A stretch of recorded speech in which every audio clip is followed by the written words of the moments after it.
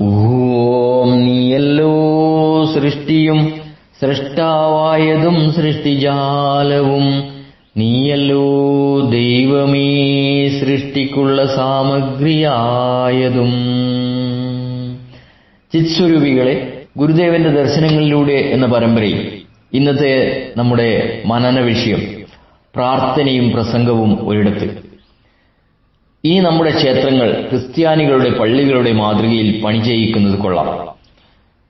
പ്രാർത്ഥനകൾക്കും പ്രസംഗങ്ങൾക്കും അത് വളരെ പ്രയോജീഭവിക്കുന്നതായിരിക്കും. പ്രിയരെ, ഗുരുദേവൻ ഒരിക്കൽ കൊല്ലത്തിനടുത്തുള്ള കരുവാ ക്ഷേത്രത്തിൽ വിശ്രമിക്കുന്നു. നിരവധി ഭക്തന്മാർ ഗുരുവിന്റെ വരവറിഞ്ഞ് അവിടെ എത്തി.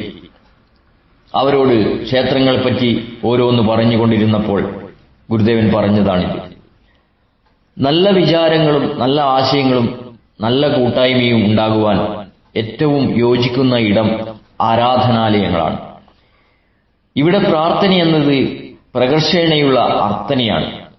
ആധ്യാത്മികമായ ഒരു ദൈവസങ്കല്പത്തിനു മുന്നിൽ മനുഷ്യൻ അവന്റെ പരിമിതികളെ മറികടക്കുവാൻ അപേക്ഷിക്കുകയാണ്.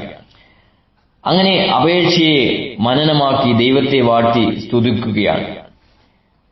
ഇതിനോടൊപ്പം മാനുഷികവും ദൈവികവുമായ സനാതന തത്വങ്ങളെയും മൂല്യങ്ങളെയും അടിസ്ഥാനമാക്കി ജീവിതത്തെ പ്രബുദ്ധതയിലേക്കും അഭിവൃദ്ധിയിലേക്കും നയിക്കുവാനുള്ള പണ്ഡിതന്മാരുടെ പ്രഭാഷണങ്ങൾ അഥവാ സുവിശേഷങ്ങൾ കൂടി ഈ ക്ഷേത്രത്തിൽ ഉണ്ടാവണം.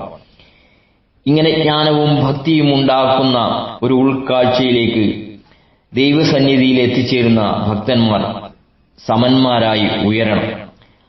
അതിന് സഹായകമായ നിലയിൽ ഭക്തന്മാരെ ഒന്നിപ്പിക്കുന്ന വിധത്തിൽ വലിയ പ്രാർത്ഥനാ ഹാളുകളോടുകൂടി ക്ഷേത്രങ്ങളാണ് വേണ്ടത്.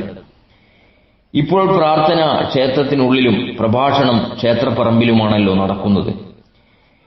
ഇത് രണ്ടും പള്ളികളിലേതുപോലെ ഒരേ സ്ഥലത്ത് നടത്തുന്നതുമാണ് ഉത്തമം.